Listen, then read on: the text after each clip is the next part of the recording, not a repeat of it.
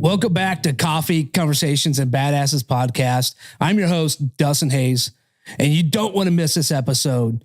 You're going to figure out how Michael Molthan escaped out of prison and got sober. But it's not how you think. Michael, how the hell are you doing, buddy? Dustin, good to see you, man. I love what you're doing, and your producer and the lighting and the sound, and this is great. I love this chair. We can go as long as you want. That is so freaking funny, man, because I was like, man, I kind of want to change these chairs. Man, they're comfortable. It's been a long week here in California, so it's good to be here. That's important. So as long as you're comfortable, then you know what? Maybe I have to keep these. Maybe these are the chairs. And they're nice to me. Better in prison. Well, do you have chairs in prison in your cells? No chairs. Nothing nothing that you can move around. It's a little steel stool that's where you eat. So or your bunk. That's where you sit. That's it. So prison, man. You didn't just book this on Airbnb. No, yeah. No. It was a resort that I did not want to go to. No, you're not giving it 5 stars? No, it's actually when a prison's good, they get a 1-star rating. So if a prison gets a 5-star rating, it's because they didn't do their job, right? So, well, what happened that landed you in prison? Wow, a lot of things, but today as I look at my life through God's perspective, what happened. The reason why I went to prison and I was put on a detour, so I could have this awakening that I can start looking at life through God's perspective and not mine. But I am a recovering drug addict alcoholic. I started drinking alcohol when I was 10 years old, and I drank alcohol and I did drugs for the effect. That's the honesty of recovery. It wasn't because I was dealt a bad deck, abused, sexually abused, betrayed and all that. A lot of things that we all deal with, but I did it for the effect because I wanted to feel like everybody around me looked. And as this stopped working in 2017, I was continuing to do drugs and alcohol because I wanted to feel good about the bad decisions I was making. And so that's how this disease is cunning, baffling, and powerful. It speaks to me, my own voice, and it's deadly, and it kills us.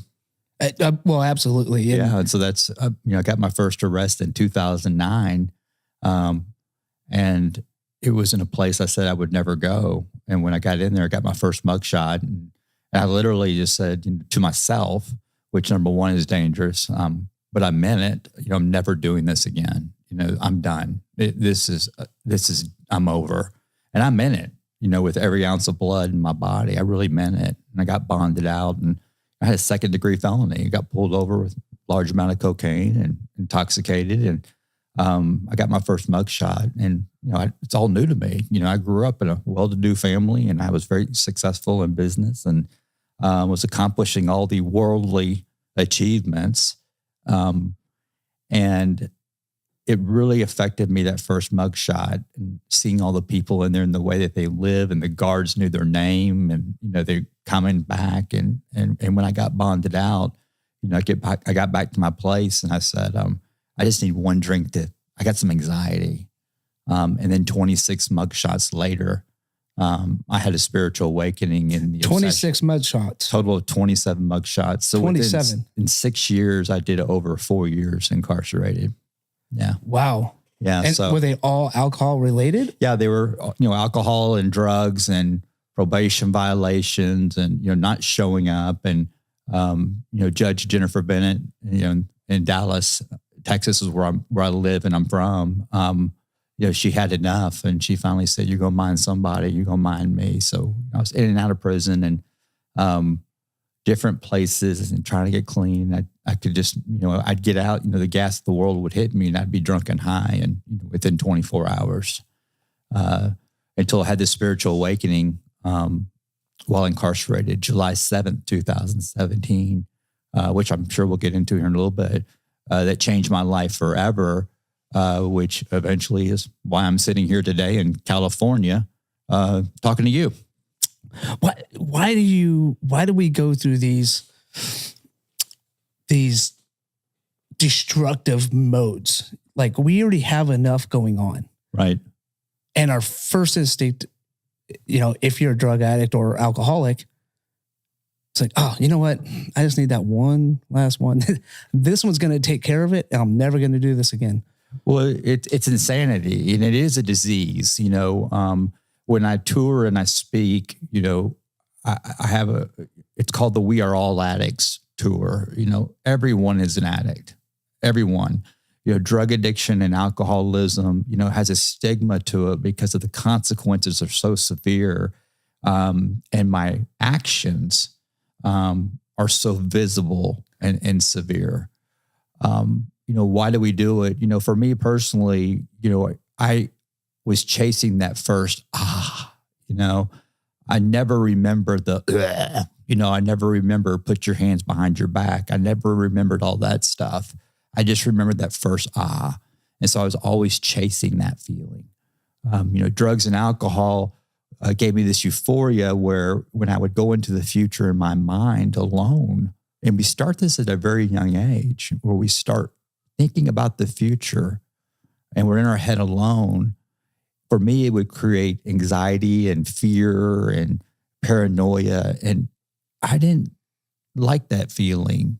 So I didn't think anybody else felt that way. So I would shift the view and I would go to the past. And when I'd go to the past, I would get angry, resentful, depressed. A lot of people fight with depression and regret. And I didn't like that feeling. So I would do this game in my head going back and forth, back and forth. Meanwhile, I wasn't recognizing that I wasn't thinking about today, what was really happening. So I was going back and forth and back and forth. And when I took that first drink and that first drug, it gave me that sense of ease and comfort. And it gave me this euphoria of being in the now. So the future quieted up, the past quieted up. And so in order to stay in the now, so I could feel like everybody around me looked, I would do more and more drugs and more alcohol. Was that because you were surrounded by drug addicts and alcoholics? Not really. I mean, it was in our family, and which was another confusing deal because we seemed to be a very put together family. My dad was very successful, and mom was a stay-at-home mom. But behind closed doors, it was very confusing for me. But outside, the house, going to the country club and all that, I'm like, this is not who we are. It's just a totally different look.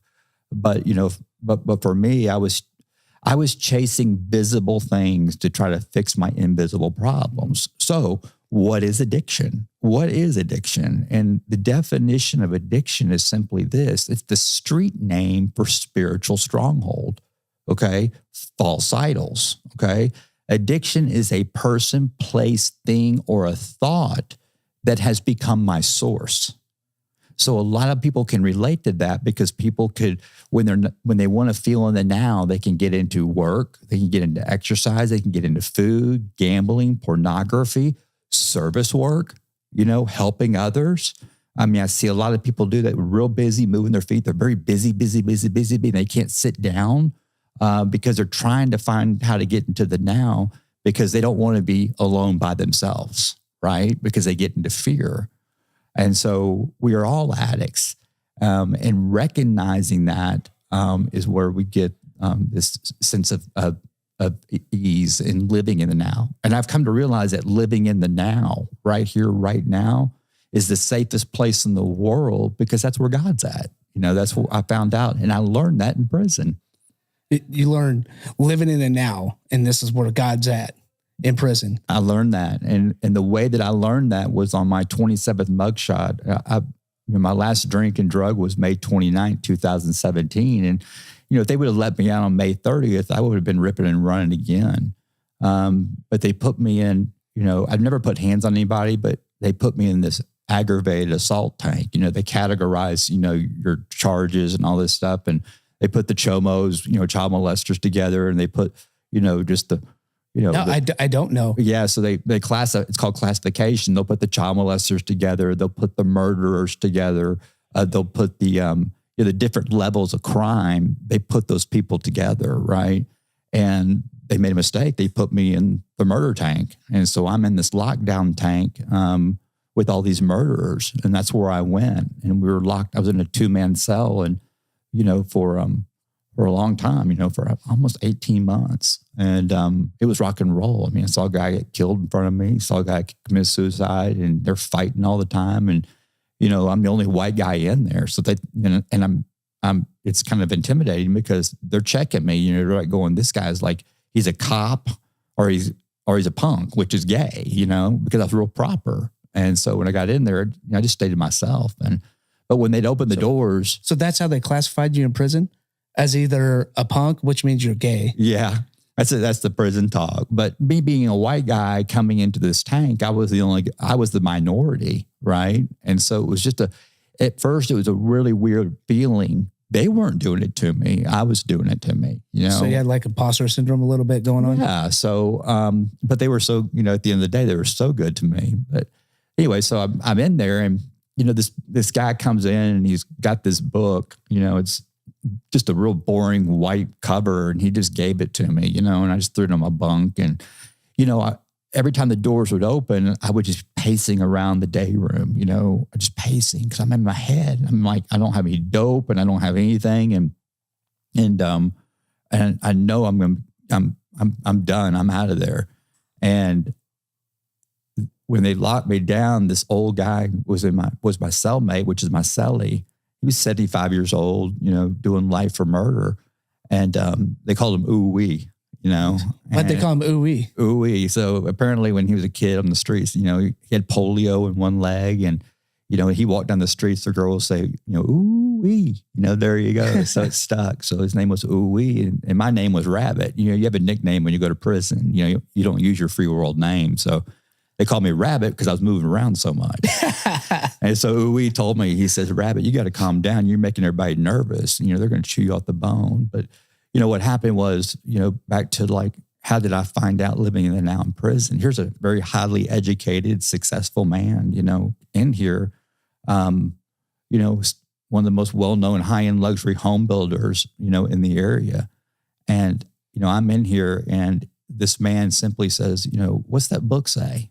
And I said, well, it says Detours by Dr. Tony Evans. He goes, oh, I love me, Dr. Tony Evans. I said, well, who's that? And he says, oh, he's a pastor in Oak Cliff outside of Dallas. And Oak Cliff is kind of, there's some areas of it that's the hood, And I'm like, well, cool. He says, hey, will you do me a favor, Rabbit? And I said, what's that? He says, will you read it to me? I said, what are you talking about? He says, I can't read, I can't write. And I got really cool handwriting. And so. The 75-year-old man. Yeah. And so, I'm living in a 4x9 cell. The door's locked, 20 hours, 18 to 20 hours a day. And so I start reading it to him. It's just black words on white paper. And he's like, oh yeah, reread that. And I read it to him, and this book's laid out. And it's the story of Joseph, how Joseph in the Old Testament was, placed on these detours in his life, and how God used him in all the situations that he was betrayed and sold to slavery. And it's just a story to me. And I can really relate to this. I'm like, man, so I'm reading this, and Dr. Evans in there has quotes, and it talks about forgiveness, and it talks about, realizing when you hit rock bottom that all the times the rock bottom was God. And I'm like, whoa. And I realized that 4 days went by, and I wasn't anxious, paranoid, depressed, scared. And I had this awakening that, for the first time, I was living in the now as a result of serving someone else. I was getting out of self, serving someone else. And then as the tank opened up, people wanted me to read to them, and the entire tank could not read or write. And so I was reading this. You have a whole population in prison. 45 men. That couldn't read or write. They're in there for murder. Bangers. These guys are bangers, and they meant to murder people, And as I observed and listened to them and watched them and saw these common denominators, as I could relate to, they had no relationship with their father. They had no dad. And so I was reading to them, and I would actually read every night at dinner. I'd get up and read something out of this. And then it led me to this gangbanger gave me his Bible because he couldn't read it. It was the Living Recovery Bible, the New Living Translation. And I was reading it by myself. And And it was starting to make sense to me. And I kept reading detours to these guys, and there was a connection, but it was helping me.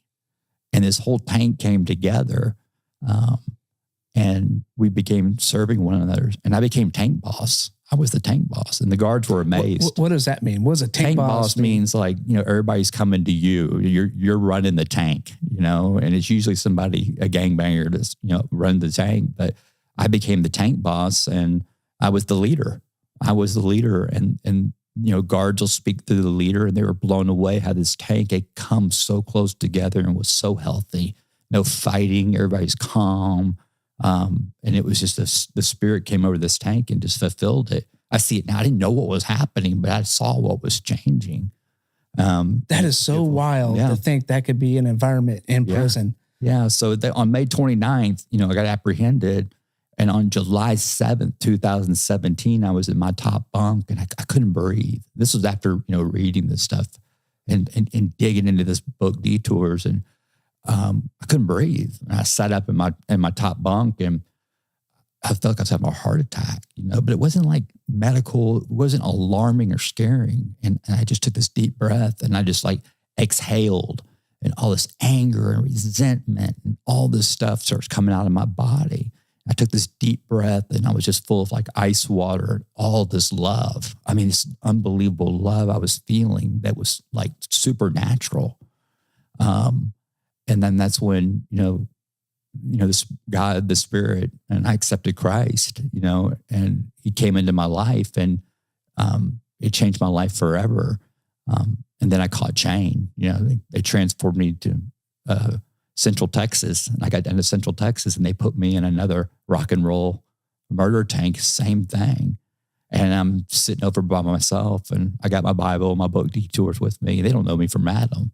And I'm sitting there just, doing me, and an inmate comes up to me and goes, "Hey man, what are you doing?" He goes, "I like your handwriting."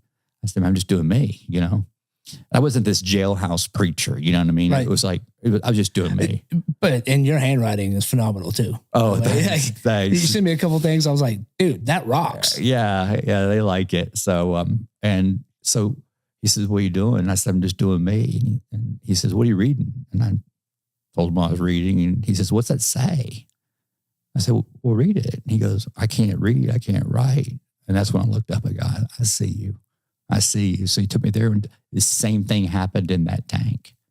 And it became very close to him. And then on October 13th, 2017, they came over the speaker, and they said, "Michael Molthan, bunk and junk."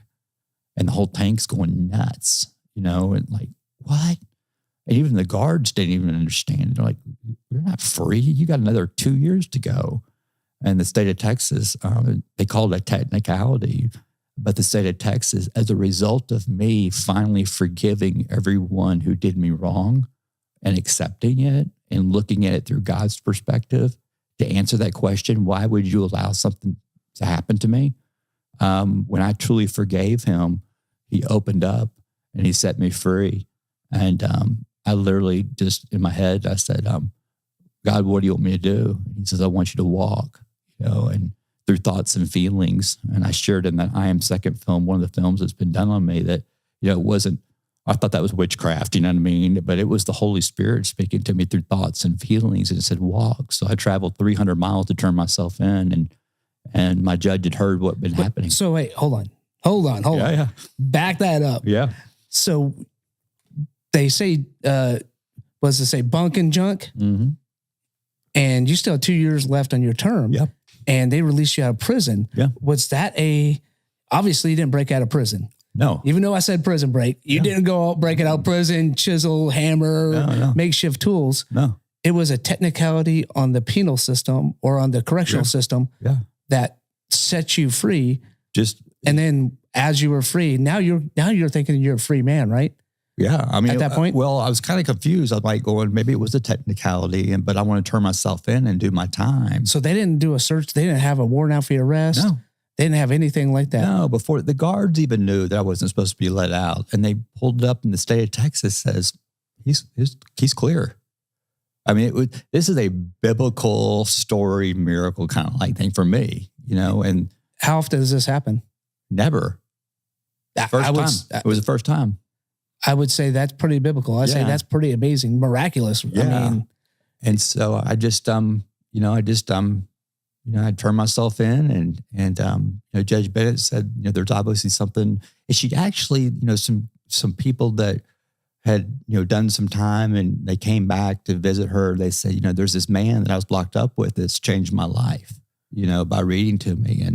And word got back to her of this transformation of me, because I confused her. It was like, wait a minute, why does this guy keep coming back and getting arrested? It was like, this doesn't make sense.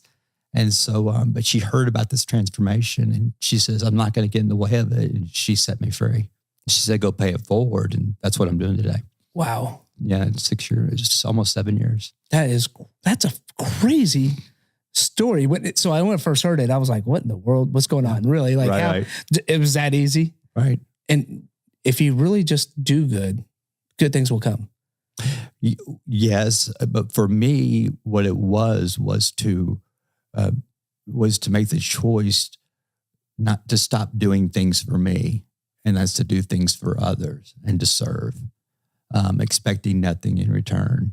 And, like M2 the Rock, the whole thing, I didn't sit in prison and like say, I'm going to be a public speaker and have a podcast and, have this great story and go out and change. Never entered my mind. And like what I'm doing today is like everything that M2 the Rock, when you look at it like this right here, I've never reached out to any. It happens like our connection, how we made was a friend of a friend that said, hey, you need to check out M2. And it all worked out. Right. And that's, I'm all about attraction, not promotion. And, that's how it's all worked out. And it just keeps getting bigger and bigger and bigger as a result of what I'm still doing today. And basically I'm still reading to people and sharing my story, and my faith by my actions. Stories are powerful. Oh, absolutely. And people don't understand how stories can change lives. And us men and women as well. Absolutely. Opening up and being vulnerable about what's happened in our life. Right. One, it does two things. Every time you heal, or every time you say your story, every time you speak your story, it has less ownership over you. That's right. You're releasing that every single time. That's right. Two, your story's helping somebody else. That's right. Giving them inspiration, motivation, and maybe changing that mindset. Right. It's, the way that I'm not on this campaign to, it's not about me. It's not about me. It's about my experiences that I went through.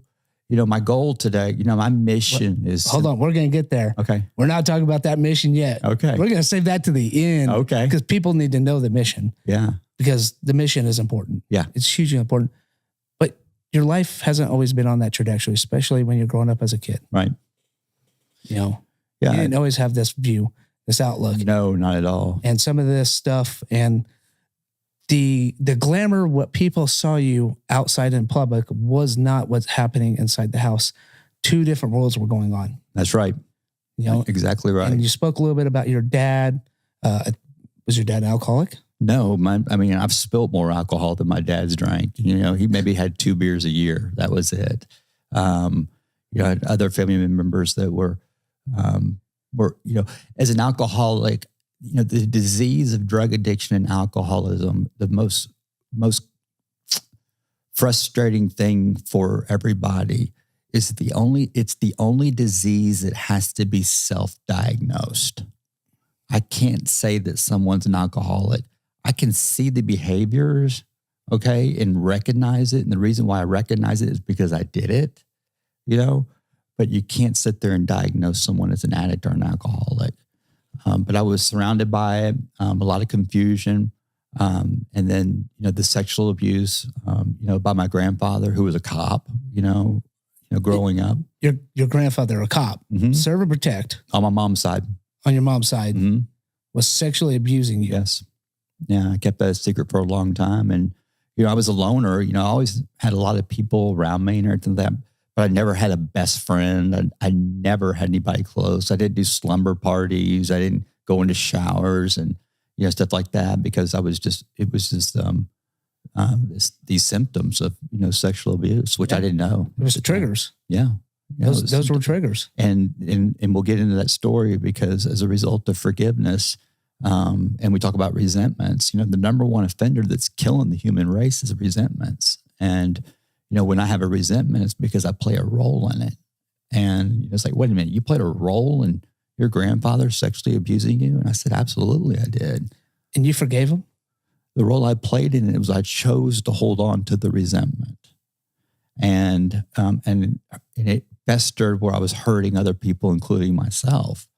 And when I chose to hold on to that resentment and I looked at the role I played in it, and truly forgave him, which was part of the awakening in prison, God flexed his muscle and showed the supernatural. And I got a great story about that, is that I was driving to a place to speak, and I just kind of didn't know what I was talking about. And I go to this place and walk in there, and there's the men's bathroom, and there's a wall urinal, 2 of them in the stall, and the guy's in the wall urinal. I can't go next to him. I just never could. And I wait for the guy to get out, and I go in there. So when I come out into the room to speak to this group, it's actually at a treatment center. I shared that story, just what just happened. Because that's what I do. I just transparent to share what I'm feeling and what's going on. 2 guys were bawling, crying on the front row. One guy comes up to me and just hugs me and says, "You saved my life," because that's exactly what I struggle with. I didn't think anybody thought like that. And as I was driving back, looking at it, processing it, that's where I really started seeing things through God's perspective. I'm like going, wow, God's using my grandfather now for me to share the story. And it's help this man. 2 months later, my emails are blowing up from all over the country on how my story and my show and everything I'm doing is saving their life and saving all these people's lives. And I'm like, what is going on? And little did I know that by me being transparent and forgiving and accepting the role I play in it and sharing this story in this one event, okay, that guy's dad was the president of Securus Telecommunication, which is government communication for all FBI, White House, courthouses, every jail, every prison, that he put into the rock on every single tablet in every jail, in every prison in the country.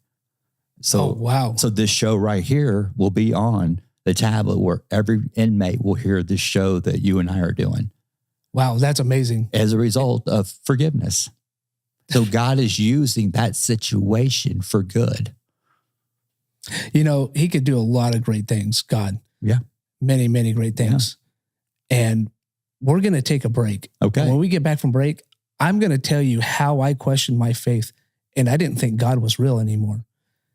Let's talk about that. We're going to take a break, but remember, this show couldn't be made possible without Dream Team with eXp Realty. Give them a call. If you're in San Diego and wanting a home, sell a home, or do anything with a house, give those guys a call. And don't forget to go to our Patreon, become a member, $3 a month, and you get some great, great content with it. Early access, live recordings, and a chance to win Red, White, and Badass Brew coffee every single month. We're going to be back. Hey, Cat Badasses. Our Patreon is live and accepting memberships right now. And for only $3 a month, you get some cool benefits with it. Chance to win Red, White, and Badass Brews coffee every month and exclusive content, just to name a few. So go to the link, go to our Patreon account, and become a Cab Badass member.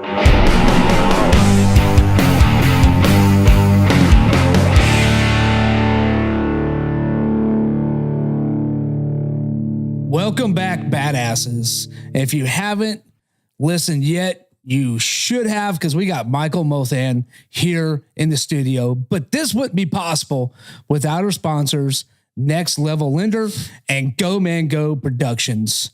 Also, don't forget the Patreon. Go become a member.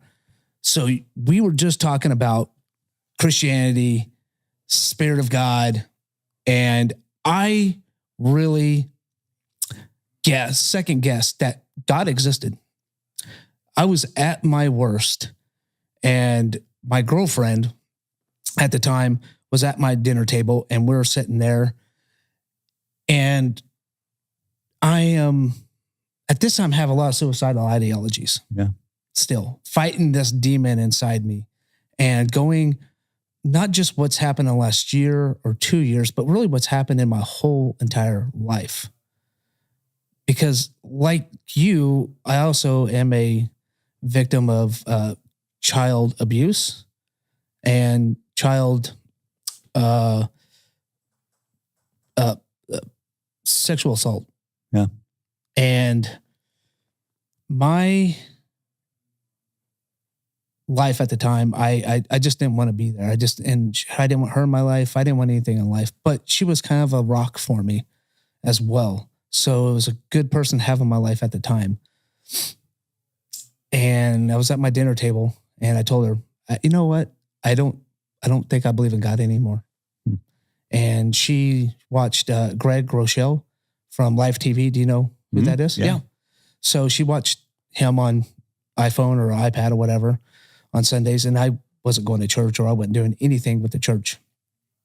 And so she looks at me. She's like, just stunned. And she didn't have anything to really say. So I was like, all right, that's that. And we were talking, and my phone goes off, and I look at it, and I get a message on Facebook Messenger from the pastor of my church.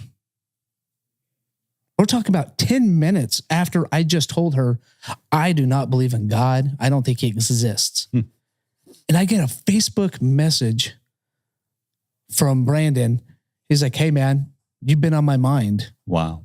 Can I take you out to lunch next week? That's what's up. And I looked at it and I chuckled, and I told her name was Megan. Well, that's funny. I guess God uses Facebook Messenger too. Yeah. And I chuckled, and I just let it sit there for a minute, because now I'm reeling into this thought of like, what the fuck? Yeah. Are you serious? So I go back to it. Yeah, man, let's meet up. So we meet up, and I think it was Chili's in Santee. We eat Chili's, man. It was good little talk, good conversation. Yeah. He's like, hey, what's really going on with you? And I don't want to talk to him. I'm shilling up because I didn't really tell my story. I didn't talk about myself. I didn't do that. Yeah. And he's like, look, you have a lot of pain. What's going on? So I told him a little bit what's going on with me, and my daughter who attempted suicide, my oldest daughter. He's like, dude, you're going through a lot. He goes, what do you need help with? I was like, well, I'm trying to get her into therapy. I can't get any therapy. They're booked up for 6 months. And I think 6 months from now, it's going to be too late. Yeah. He's like, well, let me see what I can do. He goes, but are you okay financially? I'm like, well, no. At this point, I'm like behind on my mortgage almost.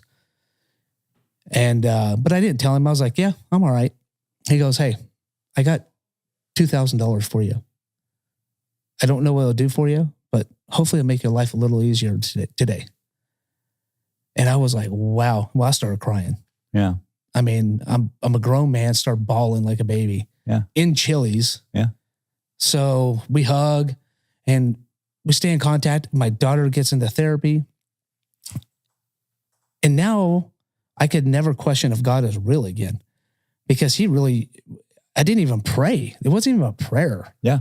I didn't ask him for help. I didn't say, God, man, this one time, I think we've all had that prayer, right? Right. This one time, if you help me out, I swear to God, I'll never look at porn again. Yeah. Or I'll never do something again. It was nothing like that. This was purely out of the blue, just dropped in there. Now it's not to your, credit, getting released out of prison, but it was like, holy crap. Like, I can't believe he is actually doing this to me and being real. And, that was, I've never questioned God again. That was your burning bush moment.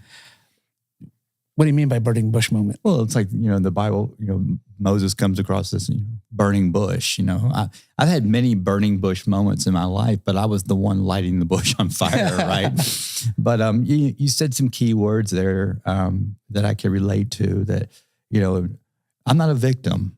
I played the victim role my entire life. And I thought it was justifiable. And I would hang out with people that would co-sign on my resentments, right? And now that I look at it through a different perspective, God's perspective today is that, I grew up and I said, wow, I can't imagine, what my mom went through growing up, with this man.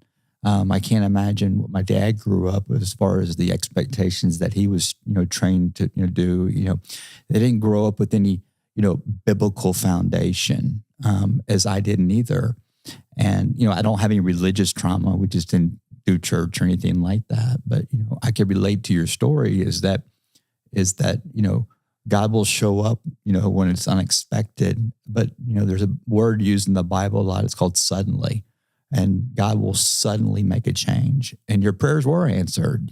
I'd say these foxhole prayers, if you're real, come into my life and all that. And it finally shows up. We want things now. And that's a beautiful story, what you just shared there. Yeah, God is real. And so what we do is to make him more real, we get closer to him. Yeah, you can't. Yeah. It's not that's not how it works. Yeah. We don't pray right now and 3 minutes later. Well, it's just like we get a relationship with a girl, when we start out, man, we are transparent, we're vulnerable, we're creating this intimate relationship, we're listening to them, we're talking to them. And then as the relationship gets older and older, these conversations get smaller and smaller, right? And so what happens is we grow apart. It's no different than, talking, to God that way. It's an intimate relationship where we're talking. And I challenge people who are watching and listening to this, I don't have time for King James Version prayers. I talk to God like I'm talking to you. Hey, God, like before the show, I go in the bathroom and I say, God, put the words in my mouth to say, that can be of service to someone else, to help Dustin, to help the producer, to help, someone listening or watching that can help them to get them to do what you're doing right now. And that's that head nodding up and down.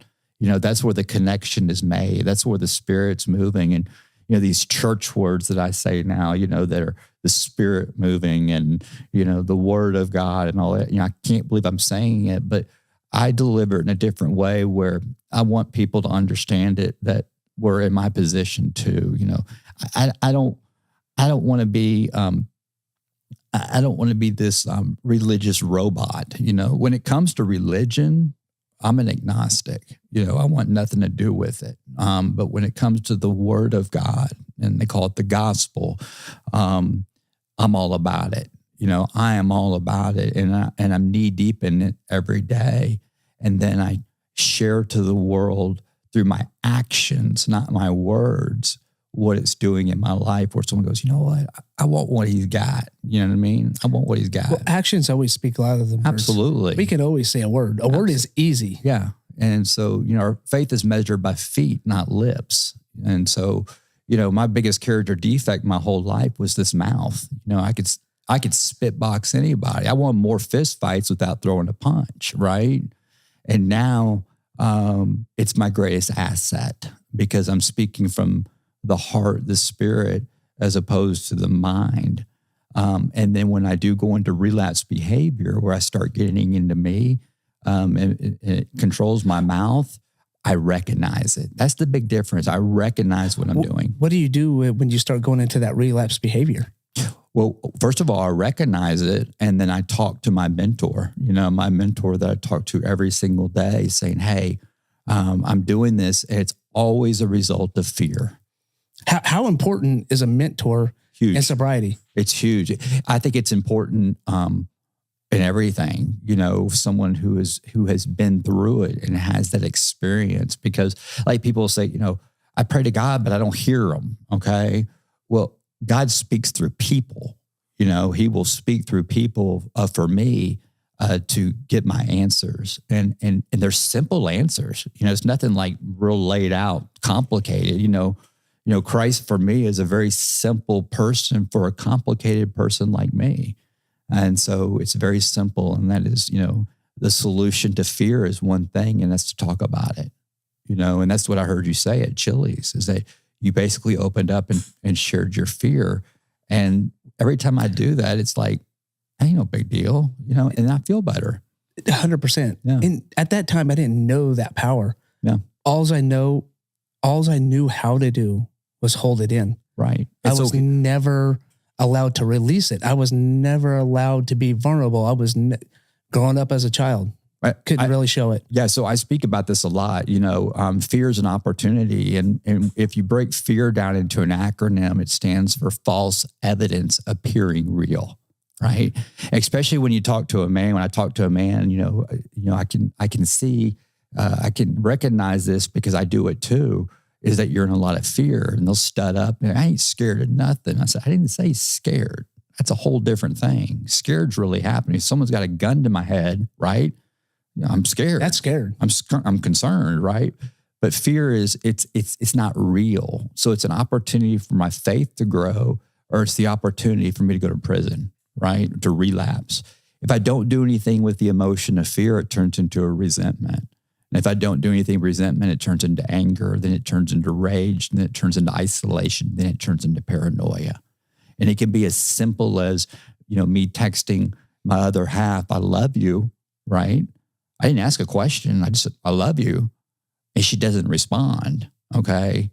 Now I have a resentment. And here I am, recovery Jesus, going to speak. This has really happened. I'm going to speak to an event. Now I got a resentment. What's that look like today for me? It's like it's internal. Like, I'm in resentment. If I don't do anything with resentment, then it turns into anger. I kind of got amped up inside. Really, we going to do this? I sent you a text. I love you. I got expectations, right? Expectations always lead us up to a resentment. The number one cause of the human race, death, resentment, unresolved. If I don't do anything with the real feeling of anger in this simple text, remember, I didn't ask her a question. It turns into rage. I kind of grab the steering wheel a little tighter, all right? If I don't do anything with the feeling of rage, that turns into isolation. Okay, when you text back, I'm not responding. I'm going to punish you. In fact, when I get home, I'm not even talking to you over a simple text. I was just fine that morning. And if I don't do anything with the feeling of isolation, it turns into paranoia. And I'm making up stories in my head that she's run off with somebody else, everything. And I'm like out there. And then, and this is a real story. And I got up and did what I preach about, talk about. The solution to fear is to talk about it. So I'm talking about it in front of this group. And I kid you not, here I am, 6 hours into this text has not responded back. And when I get done speaking, my phone buzzed. And it says, I love you too. I'm so sorry my battery was dead. And I'm like, well, I got needles in my arm and I'm locked up. I need you to come bond me out. Something so little, right? Yeah. As a result of unresolved fear turns into that. But guess what? The solution to fear is one thing, is to talk about it, right? Talk about it to another healthy mentor that can relate, and it gets it out, And my mentor would say, bro, you texted her. You didn't ask her a question. Yeah, you just said a statement. Tripping. Yeah. So we talk about it, you know what I mean? And so that right there is so relatable to everybody, not even drug addicts, alcoholics. But that's a huge thing, especially in this day and age with technology just right here at this fingertips. Right. It's like, same thing. I had a girlfriend, same way. I'm working and I'm busy and I'm not glued to my phone. I'm not always on my phone. Yeah. I'm working. And neither is she. And I know that. Yeah. I'm working. And she's like, oh, it took you 6 hours to respond back to me. I'm like, you want me to just wait by my phone for you to text? Like, what the fuck? Like, right. I'm not doing that. Right. I am not waiting by my phone for you to text. Right. And she would get pissed. Right. And what's the big deal? I'm on the phone with you now. Right. Well, the whole meaning behind that illustration that I painted out was it's these simple things. It's the ants that will drive us to suicide. It's not the elephants in the front yard destroying our landscape. We don't trip about that, but it's the ants that will drive us into suicide. And if we don't talk about it, that's the key. That's it. And that's the thing, is getting it out in the open. And that's what... And Brandon was not the guy, inspiration for me getting open. Mm-hmm. I just told him a little bit. I didn't tell him everything that went on, just a little bit that happened. Right. And it wasn't until I went to military influencer conference. Yeah. And I met a guy by the name Dan Manning. And he got up there and had a workshop of storytelling. That's what it's called, storytelling. Mm-hmm. And I was like, all right, that's interesting. We'll go see what this guy has to say. And he's a F-18 pilot. Don't quote me on that. So I think he is F-18 pilot, but good guy. Anyway, he's a pilot. Yeah. And he was telling a story about how he was in clouds and flew through this, and he got turbulence, and it was jerking him all around. And but how he was telling his story, I was like, wow, I'm mesmerized by this guy's story. Right. After I went up to him, said, hey, I was really mesmerized by how you told that story. That's powerful. He's like, oh, hey, I appreciate it. And he looks at me, what's your story? Drop out. And I didn't have to say high school dropout. It's like, oh, just military, retired, and construction business. And now I'm doing coffee. He's like, wow, man, you actually told me nothing. And I was like, what do you want me to tell you? So I did a do-over. And again, he's like, yeah. I was like, well, where do you want me to start? And so I started down my story, and me and him both were in tears. Yeah. And he's like, we need to have a conversation. We need to talk. Yeah. So end up now 2 months after that military influence conference, and I'm fuzzy on the details and time frame. But anyway, I went to Veterans of Business Network, and they were having a panel. A panel. It was the failure or the hardships of success, and they asked me to be on it. So I asked them, okay, Sean, well, I'll be on it. And we had these set questions, and he worked with me on my story. And before it, and about an hour before I go up there, I talked to the guy who's the moderator. I said, hey, do you mind if I tell my story? He's like, no. He's like, what are you going to talk about? I was like, oh, how I did this. And I gave him the very tiny brief. And I went up there and told my story. First time, I've never told my story publicly, never went out about it. And there was 250 people in this room. Wow. I was scared. Yeah. But I also had some imposter syndrome. I was scared. Now, what if I say it? They don't believe me. What if they laugh at me? What if I don't get it? Nobody pays attention. Everybody's just on their phone. What if it doesn't resonate? All these if-isms. Right. I was so scared. Well, I've never had my palms sweaty and my feet sweaty, but I was sweating up a storm. Get up on stage and I tell my story from start to finish. And at the end of it, nobody comes and talks to me. Now I have this instant regret of telling my story. And not one person came up and said, damn, dude, you went through a lot. I'm glad you're here. So I went and kind of hid out in our VIP room, changed my shirt, went back out there. About an hour later, still nothing. And it wasn't until about 4 hours later, because there was a whole bunch of workshops still going on. About 4 hours later, people are like coming and finding me like, oh my God, I had a grown man, 6'5", start talking to me about his story, and we start crying together. Yeah. And I'm just like, oh my God, and I'm looking at this guy, this is a bear of a man. Yeah. And then other people start coming up to me. Right. To this day, that event we go to, people are like, dude, your story has impacted me. Your story has impacted the way it has changed my life, has changed the way I interact with my kids, to change the way now I do my business. Also, a couple of people at that event they're suicidal. Yeah. And got them help. I honestly was not prepared for that moment in my life. Right. I wasn't prepared for me to tell my story to somebody come to me and go, hey, I need help. Yeah. Totally unprepared for that. Now I'm prepared. Now, if they do that again, I'm like, I got you. I got the resources. But going back to that word fear, I was fearful that nobody would be like, I would instant regret. It goes back to is that we have expectations. So when I have expectations, when I set expectations, okay, I'm going to end up with a resentment. Okay. True acceptance has, no resentments. When I speak and people who want to speak, they ask me, do you lay it all out? Do you plan it? And I say, no. I said, simply when I tell my story, it's what it was like, what happened, and what it's like today. What it was like is about that much of my story. What happened is the hook. And what it's like today is the huge part of my story. And that's what's so attractive, because they are attracted to your story because everybody loves a story of redemption. Yep. Okay. Everybody loves a story of seeing a man or a woman that's in solution today.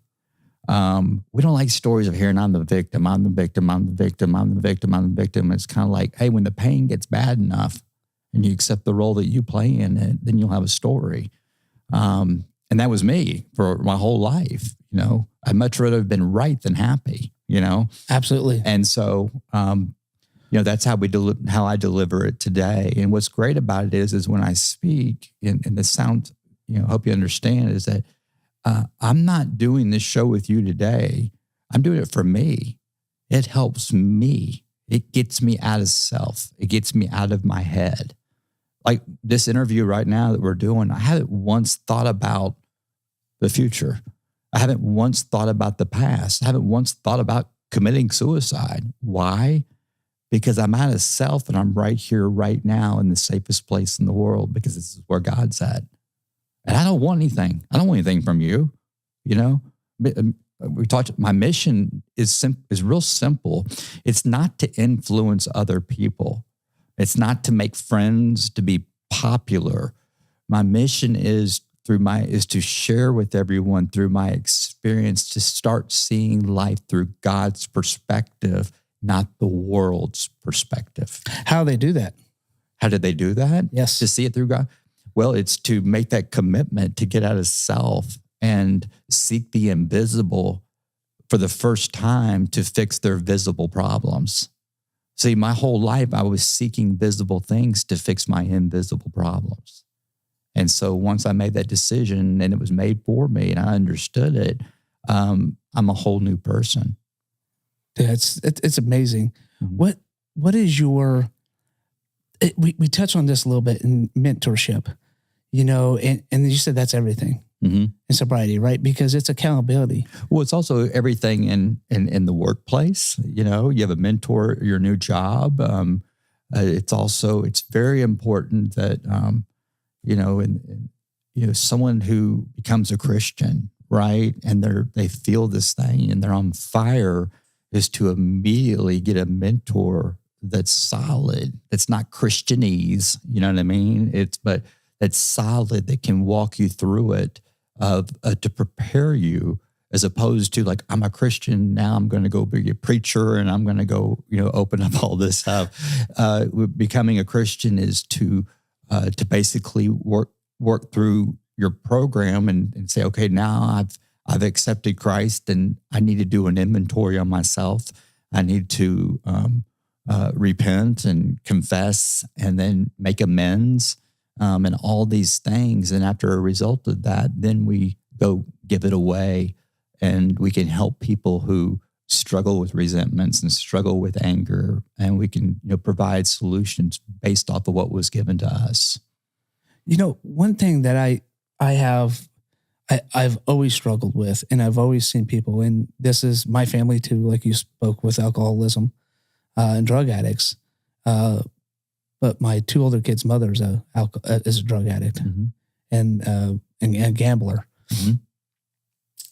And she goes through these bouts of sobriety, but she never a program, no program, no 12 steps, no mentorship. How do people stay sober? And I know it's on them, but what's the tools they can use to help them stay sober? Well, sober is a powerful word. Okay. There's what's called dry and there's sober. I had my last drink and drug May 29th, 2017.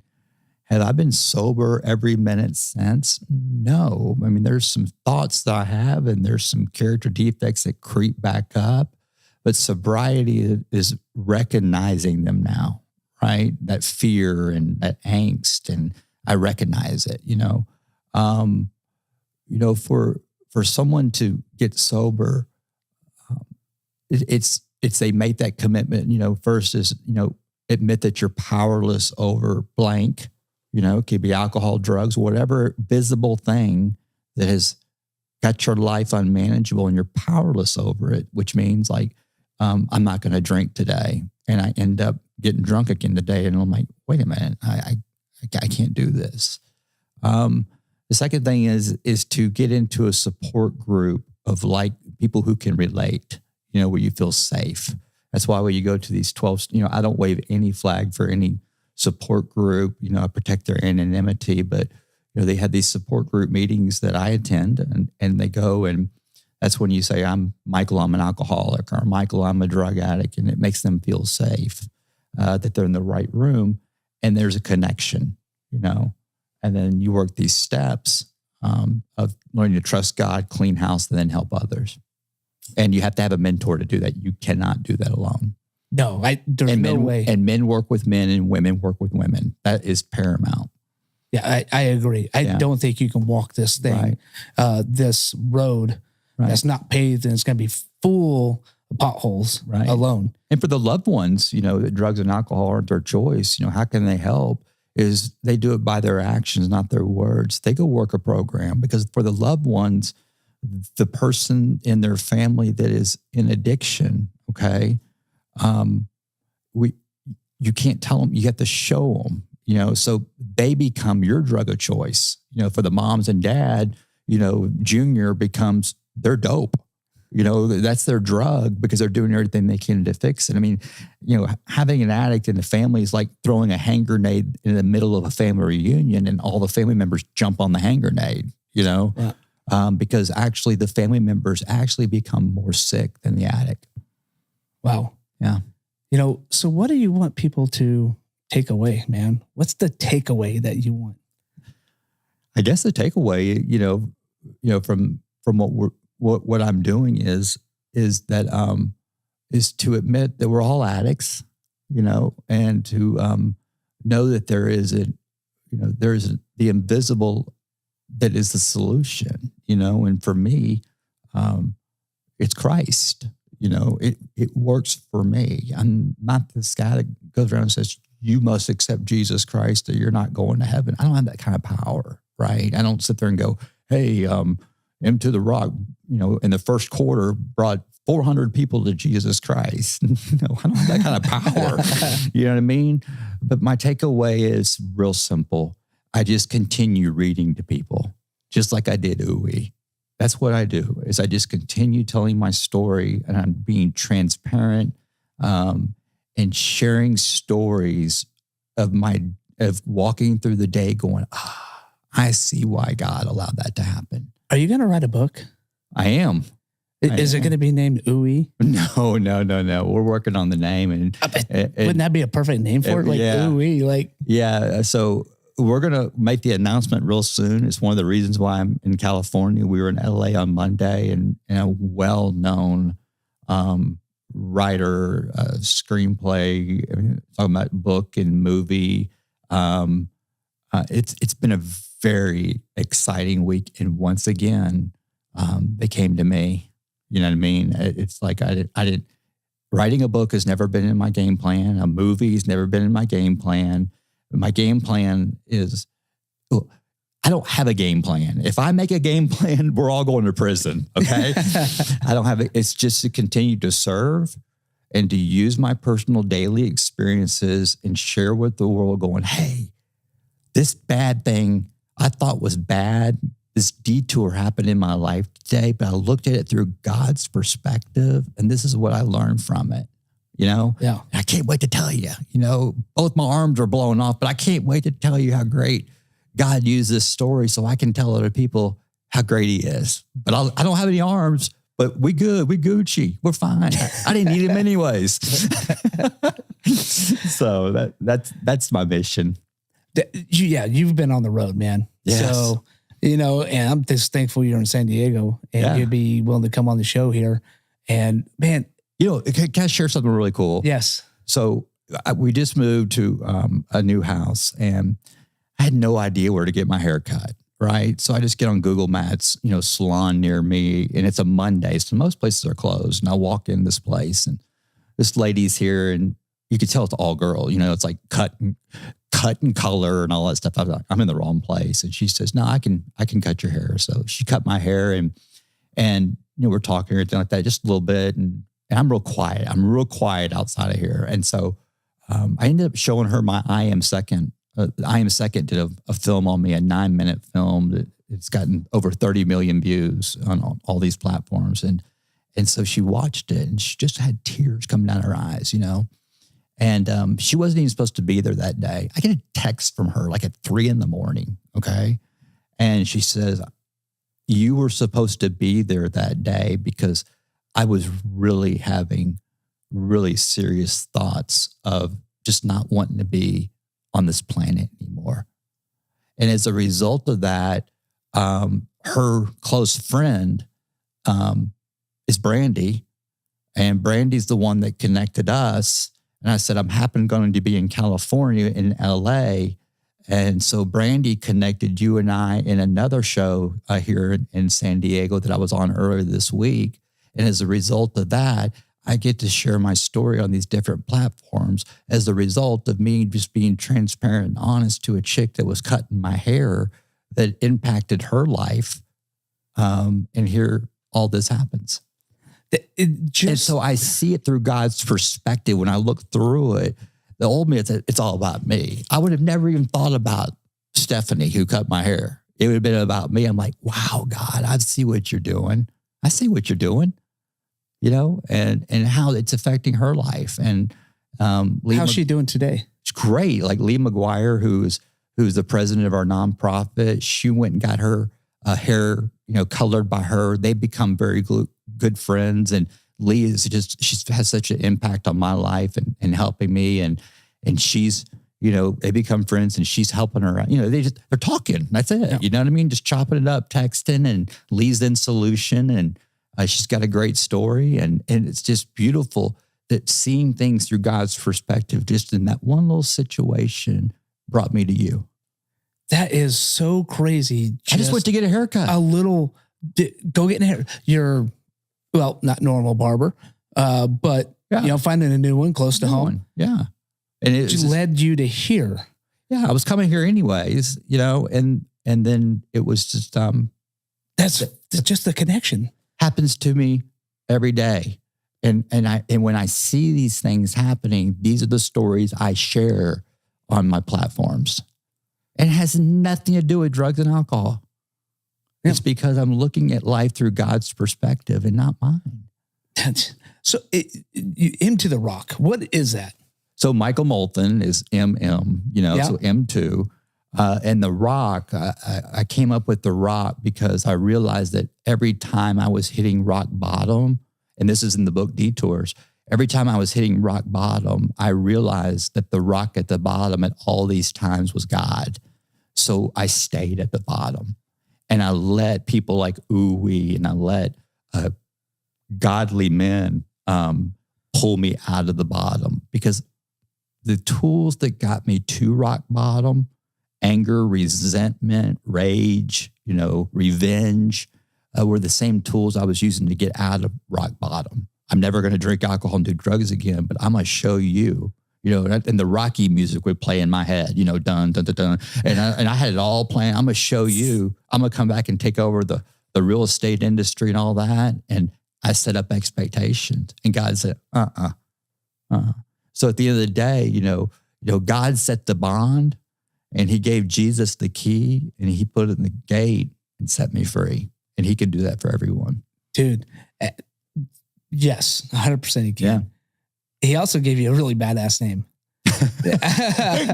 I mean, that is it's stuck. And so, but when I saw Into the Rock, I was like, damn.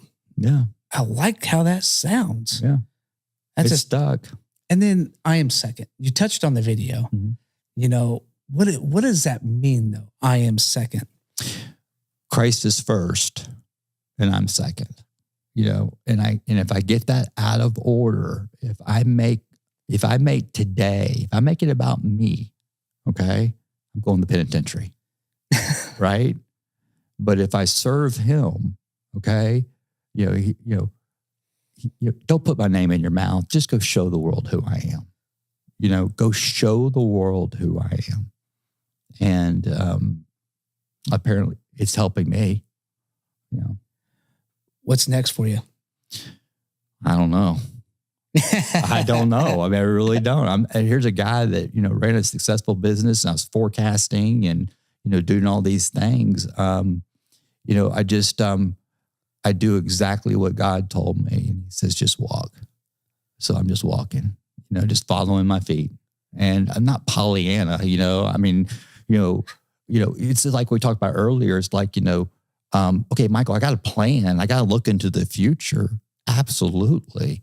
But I take someone else with me that is on the same path, a mentor, a godly man with me.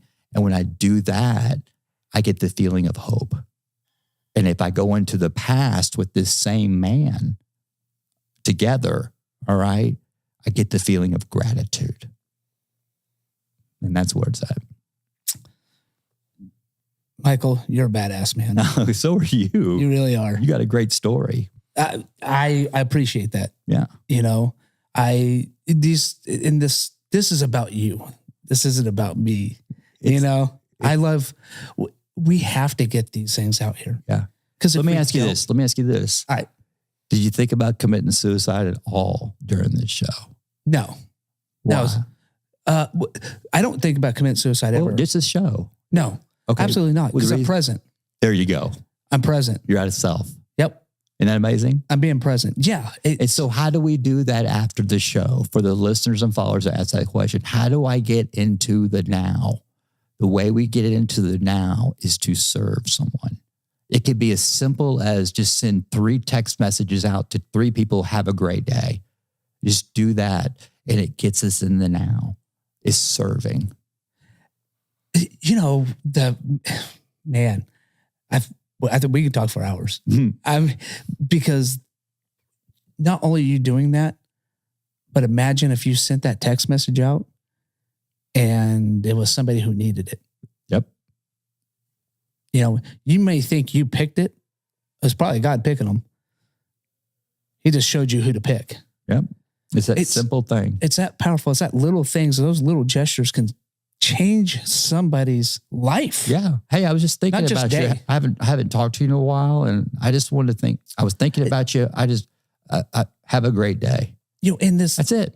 In this life right now, especially, I think it's so easy to talk about the suicide ideology because of how prevalent it is on our smartphones. It's always in our face. One thing that I say is somebody's going through something. Don't be afraid to ask them if they're suicidal. Yeah. You asking them the question is not going to make them suicidal. That's a great point. That's a really good point. It won't make them suicidal. It's not going to make them like, well, I wasn't now, but might as well end it today. Yeah. No, they're going to give you an answer, and it's usually going to be clear cut and you can tell. Right. No, I'm not suicidal. Right. Or they're going to be like, what are you talking about? What? Yeah, right. No. You're like, wow, I didn't say no. And we hide this because we're all this superhero in our own movie. And what we're talking about is going out. And when I was in that headspace, I would walk out of my house, put the cape on. Right. Boom. Right. Everybody's like, dude, Dustin's got the life. Right. He's got whatever going on, cars, everything else. But when I walked back in my house, complete disarray and shambles. Mm-hmm. I was barely a functioning human being. Yeah. The common denominator in my personal experience of depression, when I get in depression or bouts of it or suicidal thoughts, the common denominator every single time is I'm thinking about me. Every time. That's the common denominator. I'm going to have to reflect on that. Yeah. I'm thinking about me. And so the way I came up with that is looking at it through God's perspective. I'm like, God, I got to stop. I'm thinking about me, And sometimes, I remember I was real comfortable with that. A lot of, I remember just being comfortable being in morbid reflection and angry. It was a drug to me. It was a drug. And today I don't live that life. No, yeah, exactly. Yeah. And one of the things is, even if you stop thinking about suicidality, it doesn't mean it's not going to creep back up in your life. Well, and for, there's non-believers, and there's, me being this new creature in Christ, and as a believer, it's called spiritual warfare is what it is. And that's where the thoughts come into my mind, in my own voice, and it's not real. No, it's not, and you got to continually to work on it. Yep. It's getting, but it's recognizing it now. That's what the cool thing is. It's recognizing it, and it's all a result of me thinking about me, and it's a result of fear. Yeah. Fear, financial insecurity. I'm in the future alone in my head. So. That's awesome, man. Michael, thank you again for coming on the show. You're a badass. Where can people find you? Just go to m2therock.com. That's our website. It's the letter M, the number 2, the rock, ROCK.com. And all of our social media platforms are there. We're on all the social media platforms, M2 The Rock. And so come see me. And we're on all the podcast channels. And then a special shout out to all the inmates that will be listening to this behind the walls, that there's hope. You're free. That's it. Stay sober, be present, and help others. Yeah. You're a badass, Michael. You really are, man. And badass people deserve some badass coffee, man. All right. So what I need. You get some red, white, brewed. Oh, thank you so much. And I'll take a picture of this. We'll post it on our social media platforms. Oh, man. Thank you so much. And I appreciate what you're doing. I appreciate it, man. Yeah. Thank you for your service. I thank you so much. Yeah. So stay tuned, because we are now wrapping it up, but it's not done. We are going to be on Patreon, and we're going to have an exclusive interview after the show with Michael. So go to our Patreon, subscribe, be a member. Also, subscribe to the YouTube channel, hit like, and also share it. Share it. And if you got comments, we want to hear them, because we want to know what you think. So again, thank you for watching Coffee Conversations, a Badasses podcast. If you have a heroic story and you'd like to share it, get in contact with us. Our information's in the bio. Also, don't forget to hit the subscribe, like, and share. And then I'll see you on the next episode, Badasses.